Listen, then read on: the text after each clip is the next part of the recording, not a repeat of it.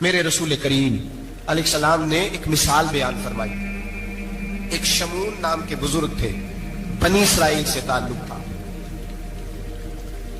بڑی عبادت کرتے تھے، 1000 سال عبادت فرمائی، ساری رات نفل پڑھتے، سارا دن روزہ رکھتے، اور پھر روزہ رکھ کے تو کافروں سے جہاد کرتے، ساری زندگی جہاد میں گزاری، جس جنگ میں گئے اللہ نے فتح عطا فرمائی۔ یہ ذرا سوچئے کہ جس کا تذکرہ میرے نبی پاک فرما رہے ہیں وہ کتنا بڑا آدمی ہوگا۔ ولی اگرچہ بنی اسرائیل کے تھے لیکن اتنا زبردست ان کا جہاد کرنے کا طریقہ تھا، بڑا جہاد کیا، بڑی انہوں نے، کافر بڑے پریشان تھے کہ بندہ قابو نہیں آتا، بڑی دور تک بات گئی، بڑی جدوجہد کی، لیکن حضرت شمون علیہ رحمہ بنی اسرائیل کے ولی تھے، قابو نہ آئے، آخر ان کی بیوی کو خریدا۔ اور یہ ایک دو مثالیں بیویوں کی آ گئی ہیں، خامد بھی بکتے ہیں، یاد رکھنا، بھائی بھی بکتے ہیں، اللہ ماشاءاللہ جب کوئی بکنے پہ آتا ہے تو پھر وہ اپنے معیار کو قائم نہیں رکھتا، پھر لوگ گر جاتے ہیں معیار سے۔ بیوی کو خریدا، کہنے لگے تو نے اس کے ساتھ رہ کے کیا وقت گزارا ہے؟ کہنے لگی کوئی سکھ نہیں پایا، ایک وقت روٹی ایک وقت کی بھوک، درویشی کا درس دیتا ہے، کچھ بھی نہیں ملا۔ حضرت شمون علیہ رحمہ کی بیوی جب خریدی گئی، کہنے لگے جب یہ چونکہ یہ کم سوتے ہیں اور جتنی دیر سوتے ہیں گہری نیند سوتے ہیں، جب گہری نیند سو جائے تو رسیوں کے ساتھ جکڑ دینا۔ امام غزالی علیہ رحمہ نے اس کو لکھا ہے، رسیوں کے ساتھ جکڑ دیا بیوی نے۔ حضرت شمون اٹھے نہ تو اپنے آپ کو رسیوں سے بندھا ہوا دیکھا، اللہ اکبر کہا، جب اللہ اکبر کہا تو ساری رسیاں ٹوٹ گئی۔ بیوی سے کہنے لگے تو نے کیوں باندھا؟ اس نے پھر دھوکہ دیا، کہنے لگی ہر جنگ میں لوگ آ کے بتاتے تھے تیرا خاوند بڑا دلیر ہے، میں نے کہا میں بھی دیکھوں کتنا دلیر ہے۔ سارے ایک نیا رنگ، ایک نیا روپ، ایک نیا طریقہ، تو میں نے تو آزمایا ہے، اور یہ تو چھوٹی چھوٹی رسیاں تھی۔ آپ فرمانے لگے چلو ٹھیک ہے، اگر تو نے آزمایا تو پھر دیکھ بھی لیا۔ کچھ دنوں کے بعد اس نے زنجیروں سے باندھ دیا، لوہے کی زنجیروں سے، اٹھے تو بندھا ہوا پایا، اللہ اکبر کا تو زنجیریں بھی ٹوٹ گئیں۔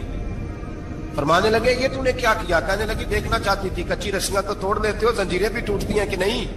ہاں بھائی ٹھیک ہے، لوگ بتاتے ہیں تو واقعی دلیر ہے، ہر جنگ میں کامیاب ہوتا ہے۔ اب قریب بیٹھنے لگی، کھانا اپنے ہاتھوں سے کھلانے لگی، فریب کرنے لگی، دھوکہ دینے لگی، کہنے لگی بتاؤ تو صحیح طاقت کا راز کیا ہے؟ مومن نرم دل ہوتا ہے، ایک دفعہ کوئی مسکرا کے پاس آتا ہے تو سمجھتا ہے کہ شاید یہ میرا خیر خواہ ہے، اس لیے مومن دھوکے کھاتے ہیں، دھوکے دیتے نہیں۔ جب اس نے محبت کے لب و لہجے میں بات کی تو جناب شمون کہنے لگے اور تو میں کسی چیز سے قابو نہیں آ سکتا، بال ان کے لمبے لمبے تھے، بیٹھتے تھے تو نیچے بال آتے تھے، ہماری شریعت میں جائز نہیں۔ نبی پاک صلی اللہ علیہ وسلم نے زلفے کانوں تک کی اجازت دی ہے، کندھوں تک کی اجازت ہے، کندھوں سے نیچے بال آئے تو حرام لکھا ہے اعلیٰ حضرت، کندھوں سے نیچے جائز نہیں۔ ان کے بال بڑے لمبے تھے، بیٹھتے تھے تو نیچے دب جاتے تھے۔ حضرت شمون کہنے لگے مجھے دنیا کی تو کوئی طاقت نہیں باندھ سکتی، ہاں میرے بالوں سے مجھے باندھ دیا جائے تو پھر نہیں میں اٹھ سکتا۔ بس اس کے ہاتھ بات آ گئی، اس نے کھانا بھی کھلایا، اس نے بستر بھی بچھا کے دیا، پیر بھی دبایا، جب سو گئے تو اس نے ان کے بالوں سے انہیں باندھ دیا اور کافروں کو جا کے بتایا کہ آج نہیں کھول سکے گا۔ جب اٹھے تو بندھا ہوا دیکھا، بیوی کی طرف دیکھا، کہا تجھے خیال نہیں آیا کھول دے؟ کہنے لگی ساری زندگی غربت دی تو نے، یہ دیکھ مجھے ہیرے ملے ہیں، کنگن ملے ہیں، یہ دیکھ میرے کانوں میں ہیرا، سونا چاندی، ہر چیز، چل جا، تیرا کیا کرنا ہے؟ ساری رات عبادتیں، سارا دن تو ذکر فکر اور جہاد میں گزار دیتا۔ دھوکہ دیا۔ ان کافروں نے آ کے ستون کے ساتھ چارپائی اٹھائی اور ستون کے ساتھ کھڑی کی، پھر رسیوں اور زنجیروں سے باندھا۔ اللہ کے ولی کا سب سے پہلے ناک کاٹا، پھر تلوار کے ساتھ کان کاٹے، پھر آنکھیں نکالی۔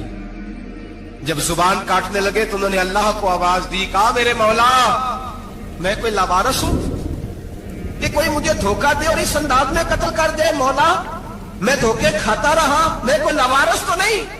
جب یہ دعا فرمائی تو پھر بجلی چمکی، پھر اللہ کا قہر برسا۔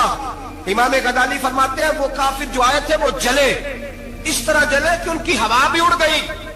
اب وہ بی بی دوڑی آئی اور پیروں میں بیٹھی، کہنے لگی بخش دو۔ آپ فرمانے لگے ساری زندگی میں تیرے دھوکے کھاتا رہا، اب اللہ کی لاٹھی چلنے لگی ہے، اس کی آواز نہیں ہوتی، اب تو خدا کے حوالے ہے۔ پیروں سے آگ چلی، کہنے لگے وہ دیکھنا سونے سے کیا تجھے بچائے، وہ جو تیرے ہاتھوں میں ہیرے کے کنگن ہیں انہیں کیا تیری حفاظت کرے، اب وہ جو تیرے کانوں کے اندر سونے چاندی کی بالیاں اور کانٹے ہیں اور جھومر ہیں اس کو کیا تجھے نجات دلائے۔ جلتی رہی، تڑپتی رہی، چیختی چلاتی رہی، اور اس طرح چیخی کہ وہ خاک بنی، ہوا میں اڑی، اللہ نے اپنے ولی کی آنکھیں بھی دوبارہ عطا فرما دی، کان بھی دوبارہ عطا فرما دی۔ اللہ تبارک و تعالیٰ نے پہلے سے زیادہ طاقت دی۔ وہ جب باہر نکلے تو اعلان کر رہے تھے، لوگوں دیکھو دھوکہ والے جل گئے، تباہ ہو گئے، نام و نشان مٹ گیا، اور مجھے دھوکہ دیا گیا تھا تو اللہ نے مجھے پہلے سے زیادہ طاقتیں عطا فرما دی، پہلے سے زیادہ قوتیں۔ دھوکہ نہ دیں، فریب نہ کریں۔ جو آپ کسی کو دے رہے ہیں، اور میرے محبوب علیہ الصلوۃ والسلام کی ایک حدیث تو یہ بتاتی ہے جو دنیا میں دھوکہ دے گا دنیا میں ہی اس کا نقصان اٹھائے گا۔